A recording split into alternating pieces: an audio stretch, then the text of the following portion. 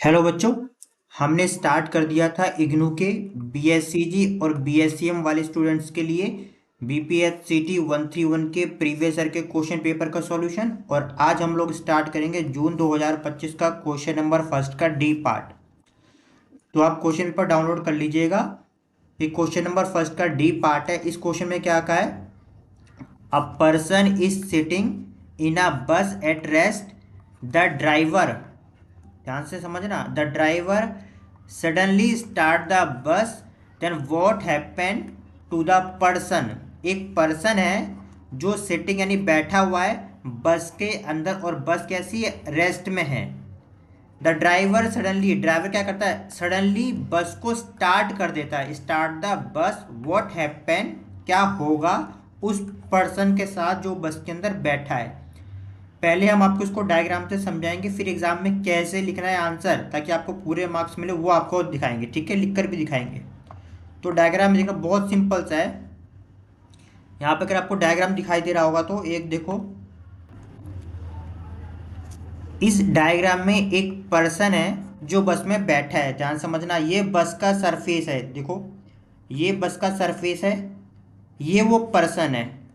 क्योंकि बस कैसी है? रेस्ट में है। इस समय बस कैसी है? रेस्ट में। और नेक्स्ट में पढ़ेंगे जब बस मूव करती है तब क्या हुआ, इसको लिखना भी बताएंगे।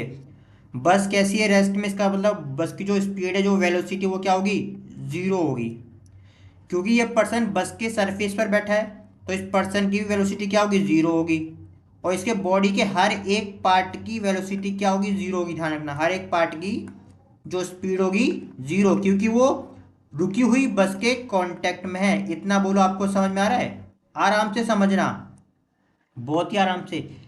एक पर्सन है जो एक स्टॉप बस यानी रुकी हुई बस के बस में बैठा हुआ है। बस, उसका जो पैर है वो बस के सरफेस से कांटेक्ट में है। क्योंकि बस रुकी है, उसकी वेलोसिटी जीरो है, तो उस पर्सन की भी वेलोसिटी क्या होगी? जीरो होगी। और न्यूटन का first law, law of inertia, book में जाके देखना, लॉ ऑफ इनर्शिया कहता है कि अगर कोई चीज स्टॉप है, रुकी है, तो वो हमेशा रुकी ही रहेगी, चलने की कोशिश नहीं करेगी जब तक उस पर कोई एक्सटर्नल फोर्स नहीं लगाते हैं। इतना आपको समझ में आ रहा है? डिटेल में चाहो तो चैप्टर पढ़ सकते हो। और जैसे ही बस ने मूव किया, जैसे ही बस स्टार्ट हुई, तो बस का ये जो सरफेस था जहाँ पर इसकी वेलोसिटी जीरो थी, इसकी तो स्पीड बढ़ गई। तब जीरो नहीं है, कुछ ना कुछ बढ़ गई। Is not equal to zero मतलब बस की स्पीड बढ़ गई। तो जो जो सरफेस, तो बस के सरफेस है, जो ये इसका पैर जो टच में था, वो तो तुरंत ही मोशन में आ गया। दोबारा समझना, बस का सरफेस बस के मूव करते ही चलने लगा, जीरो नहीं ना, चलने लगा।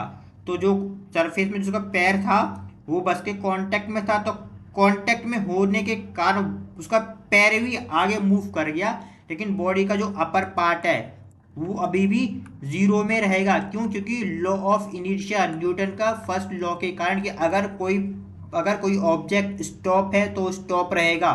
बस के इस मोशन को बॉडी के अपर पार्ट में पहुंचने में टाइम लगता है। समझ रहे हो? अपर पार्ट में पहुंचने में टाइम लगता है। तो नीचे वाला पार्ट जो बस के डायरेक्ट कांटेक्ट में था वो तो मोशन में तुरंत आ गया, लेकिन ऊपर वाला पार्ट लॉ ऑफ इनर्शिया के कारण रुका रहा, स्टॉप रहा। यानी बस चली गई आगे, पैर चला गया आगे, बॉडी वाला पार्ट हमेशा पीछे ही रह गया। जैसे हम पीछे की तरफ गिरते हुए फील होता है हमें। न्यूटन्स के तीनों लॉ पढ़ लेना, इसके बहुत सारे एग्जाम्पल हैं। अब यहाँ पे एक बात और ध्यान रखना, एग्जाम में पर्सन के जगह पर man, women, girl, boy, child कुछ भी लिखा हो सकता है। सिटिंग के जगह पर वो स्टैंड यानी खड़ा भी हो सकता है ना। बस के जगह पे बस, कार, साइकिल, मेट्रो, ट्रेन कुछ भी हो सकता है। रेस्ट के जगह पे क्या हो सकता है? वो बस मूव कर रही होती है ना, ड्राइवर, क्योंकि बस है। अगर साइकिल होती तो बॉय, गर्ल जो साइकिल को चला रहा होता है। ठीक है, सडनली स्टार्ट द बस, सडनली स्टॉप द बस, दोनों हो सकता है। ठीक है, अब इसको लिखना कैसे हो जाए, देखो यहाँ पे लिखा है आंसर। ये आपको आंसर, आपको डायग्राम नहीं, आपको एग्जाम में ये लिखना है, इसके फुल मार्क्स मिलेंगे। According to the Newton first law of motion, law of inertia, when the driver suddenly start the bus, the person seems to fall backward। अभी तो बताया वो पर्सन कैसा हुआ, वो पीछे की तरफ जाएगा, क्योंकि पैर तो उसका आगे निकल गया, उसकी बॉडी का बाकी अपर पार्ट कैसा, वो पीछे रह गया, यानी वो गिर गया पीछे की साइड। ठीक है, एक्सप्लेनेशन क्या है? एट फर्स्ट अभी जो समझाया था वैसे ही लिखना है ना। At first both bus and the person are at rest. Starting में दोनों कैसे तो रुके हुए थे, देखो बस भी रुकी है इक्वल टू जीरो, उस बॉडी का पूरा पार्ट कैसा वो भी स्टॉप है, जीरो है ना। ठीक है।